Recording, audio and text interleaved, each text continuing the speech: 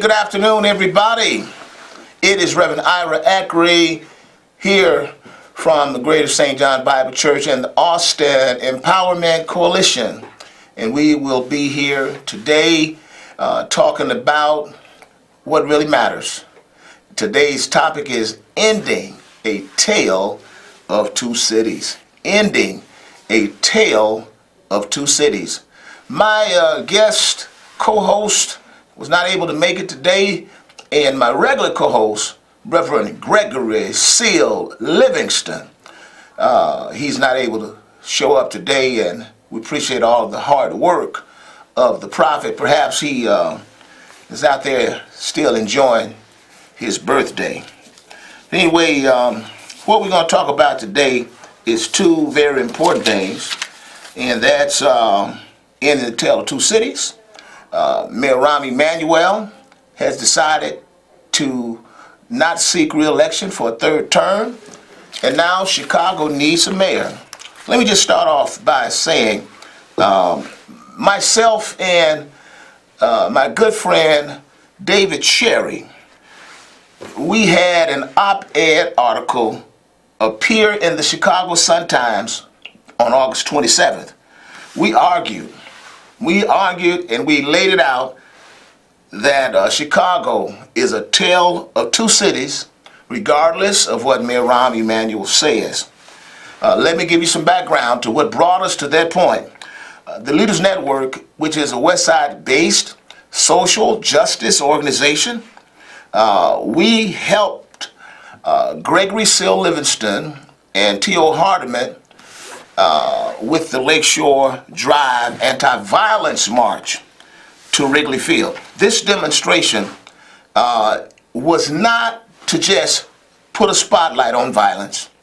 It was not by anything or any stretch of the imagination suggesting that going up there alone would end the violence. What we were trying to do was to expose the systemic racism that exists in Chicago, expose the racist policies of this current mayor's administration. And so the theme, hence, was a tale of two cities. And we compared how there was economic boom on the north side and first-class schools on the north side and safe neighborhoods on the north side, professional policing on the north side.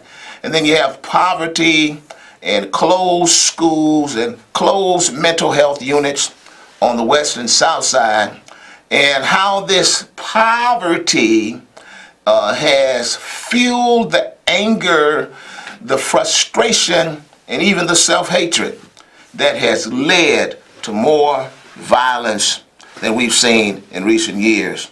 And so that was what we did, and we were unapologetically calling out the mayor for his role, because we can talk about bad policies, but policies are not personal. There are policy makers who put the legislation into action. And so with our rhetoric, our speeches, our talking points, our media interviews, we made the case that the political leadership of Chicago had failed. And that's one of the real impetuses behind the violence. That language began to stick. Other people started repeating it, and honestly, it got under the mayor's skin. Ultimately, Rahm Emanuel commented to Sun-Times reporter Fran Spielman that Chicago was not a tale of two cities, and he also suggested that anyone who conveys that message is really trying to pit one part of the city against the other. So that prompted us to aggressively respond to that outlandish claim. Today, on the west side of the city, we began a process. We began a process at the Leaders Network. That meeting occurs every second Tuesday in the Columbus Park Refectory on the west side of the city at 9:30 a.m. to 11 a.m. And we started a process where we hope to steer and guide people on how to respond to the news that Rahm has decided not to run again. We're not interested in endorsing a candidate per se, but we are rather more interested in identifying some key agenda items that must be on the platform of any candidate that is serious about being the leader who will tackle and combat the challenge of ending a tale of two cities. Listen. I want to make it very clear to those who are part of the marginalized populations in our city on the west and south side. We must get it right because this is our last stand.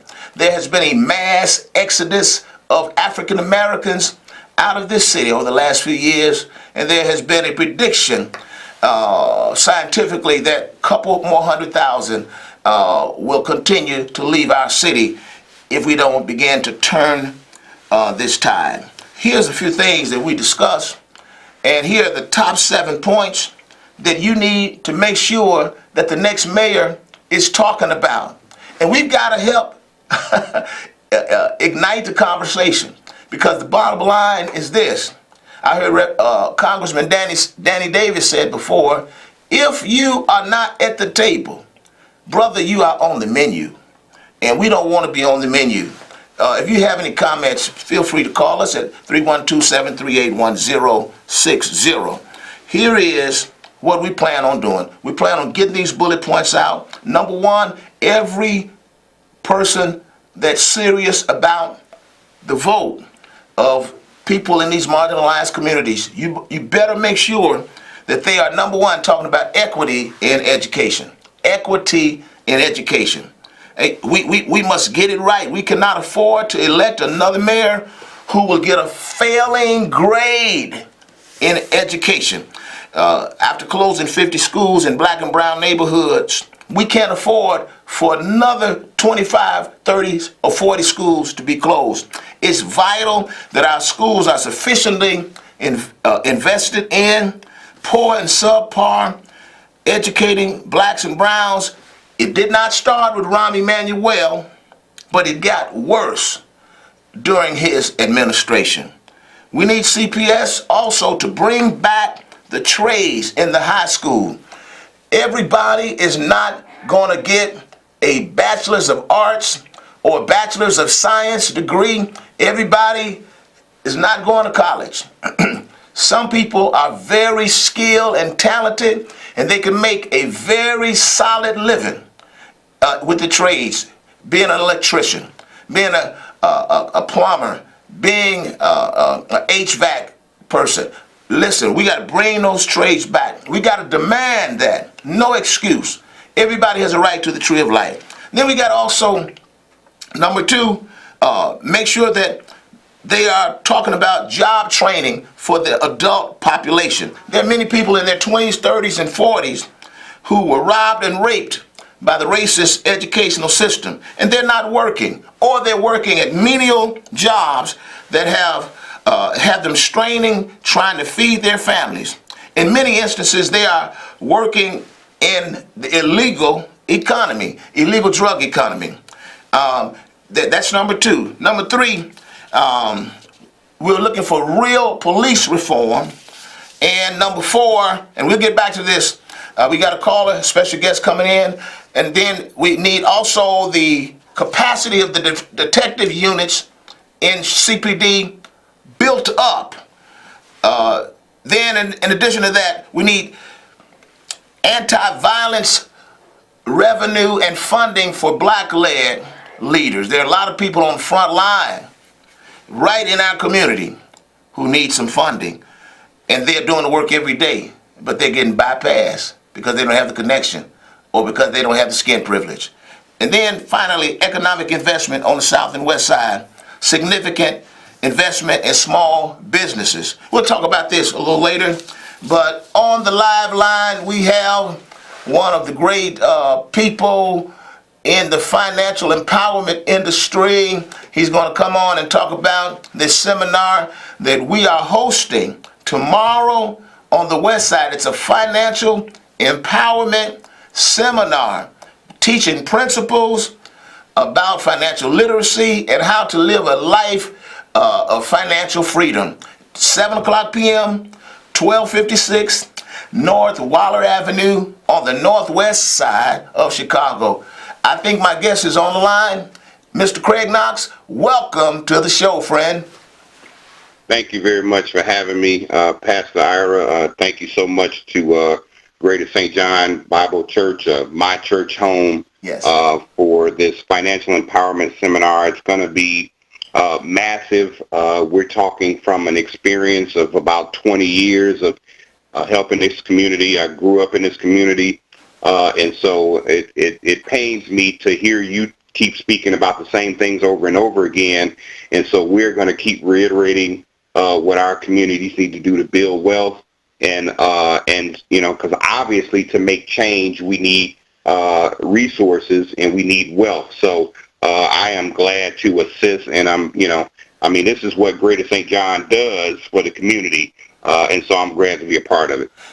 Craig, can you tell us, give us some bullet points? Let me just tell you, I'm super excited. It's overdue, but give me some of the bullet points that will be discussed tomorrow, because there's some people hurting, and we always speak in truth to power, but we also know that people have to pull themselves up by their own bootstraps. They got to do something. What are you guys going to be teaching tomorrow? We're going to be talking about first and foremost. We're going to be actually talking about principles that are biblical. A good man pastor leaves an inheritance to his children. That's the Bible. That's the Bible. Yes. Kind of hard to do that without life insurance. Sure. We're leaving debt and funeral expenses and debt to our families instead of wealth. So we're going to be talking about that. The GoFundMe craze is rampant. Well, it's amazing. We talk about life insurance, but every month or so, somebody's friend, somebody's uncle, somebody's kid has passed away, and we had to start a GoFundMe. And that's because simply a person did not commit to loving their family enough to have life insurance, and I don't mean burial insurance. We're going to also talk about investments. People think, Ira, that things like Social Security and 401ks,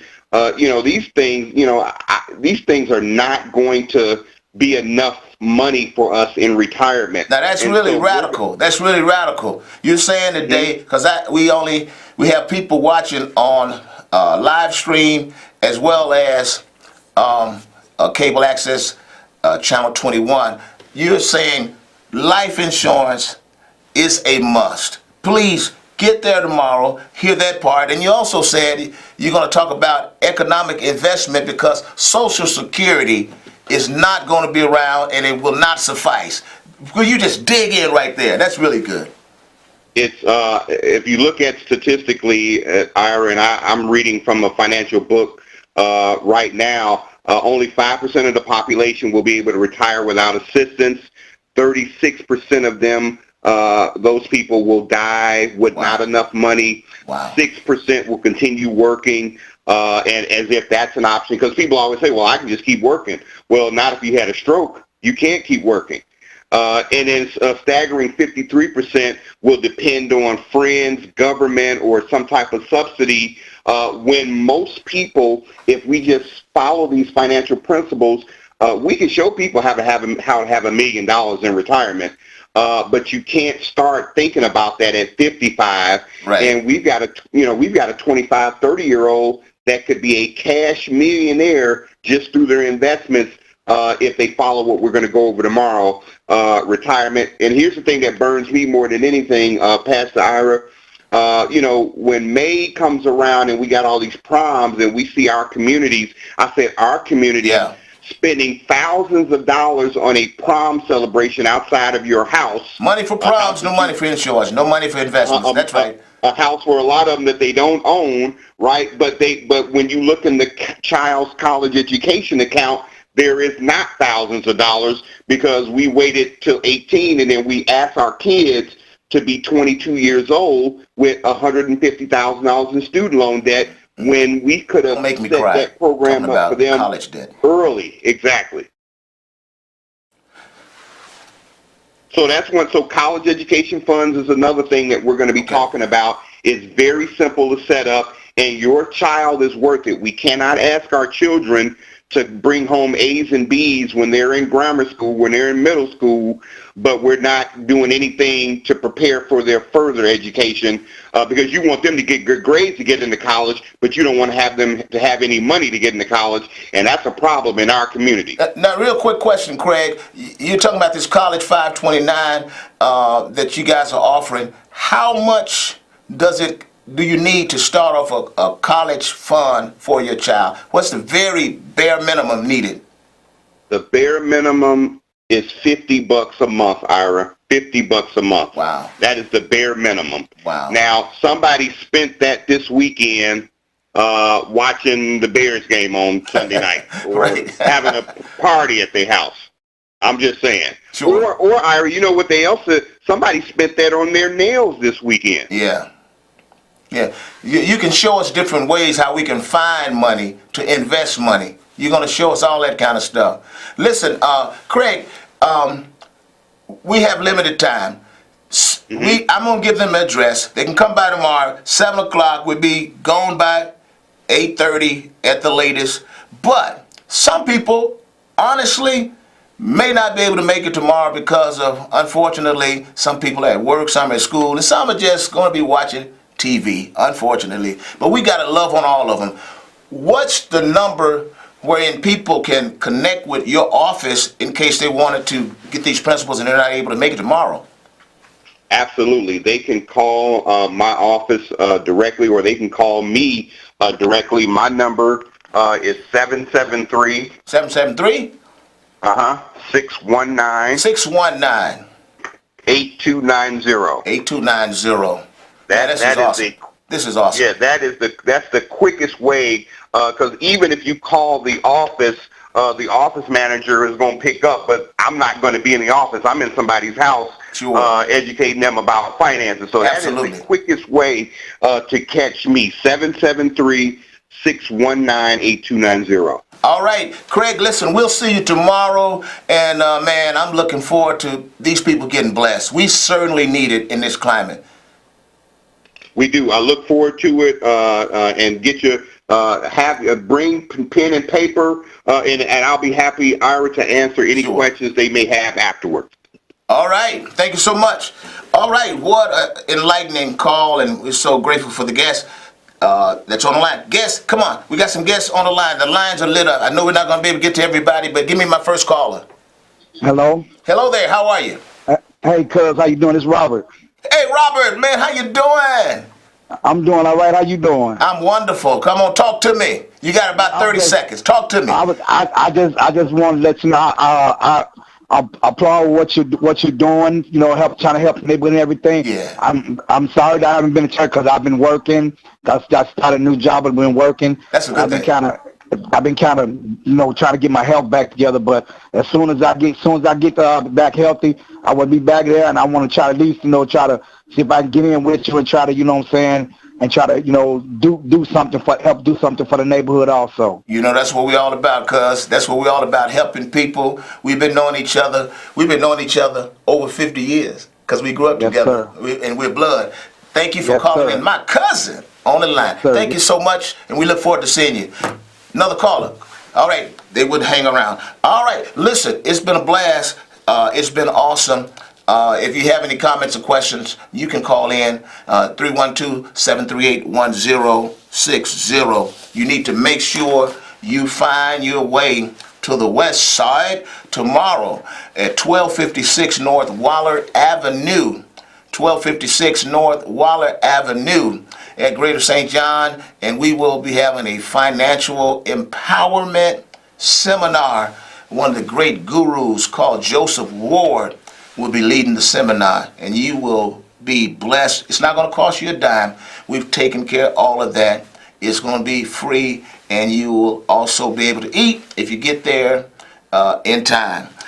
All right. Also, we're a community organization. We believe in fighting for the community. So also, if you're looking for a job, come there. The American Job Center meets there. from 9 a.m. to 1 p.m. on Wednesday. On Wednesday, get some help with resume preparation, learn some interviewing skills, and get some job training connections at the American Job Center site, which will be on our location and on our premises. 9 a.m. to 1 p.m.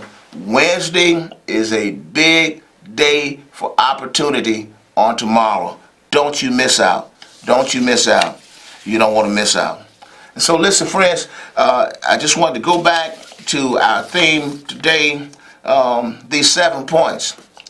Education is a priority. We must not have second-class schools and first-class prisons. We need first-class schools all across Chicago. All right? So we need equity in education, job training for the adult population who have missed out because of being oppressed or because of being marginalized. Thirdly, affordable housing. It does not matter what color the mayor is. If he's not concerned about those who have housing issues, it does not matter. The mayor must have a vision to help improve the quality of housing for those who are trying to improve their housing conditions. Right here in Chicago, this current mayor has set on about $500 million of HUD money. And it's unfortunate people are having housing issues and challenges, and they're not getting any assistance. Listen, the next thing, number 4, the next mayor must be committed to real police reform. This begins with choosing a qualified superintendent. I remember a few years ago, Rahm Emanuel took $500,000 of taxpayers' money and commissioned a task force for a national search for a superintendent.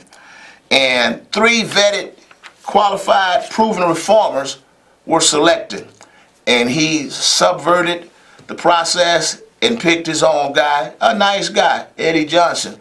But nevertheless, it was illegitimate and it was not done in a proper manner. This city needs someone who will come in and usher in real reform. And we also we need someone who will implement the consent decree with integrity and transparency. All right? Number 5, the next mayor must focus on combating the abysmal homicide clearance rate. The homicide clearance rate in Chicago is only 17%. That means out of all the murders that take place in Chicago, only 17% of them are solved. So that means right now, let me be very clear to you, if a person decides to murder someone, they have an 83% chance of getting away. And so in the 1990s, the department had 2,000 detectives, and 60% of the murders were being solved.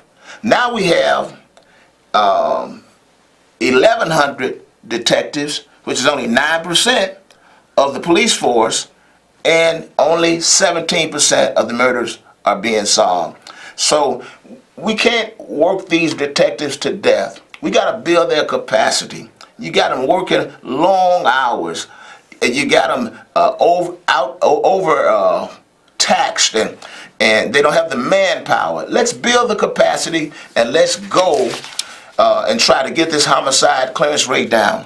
Listen, thank you so much. It's been a great show. I appreciate you calling in. See you next week. And remember, keep all hands on deck. Thank you.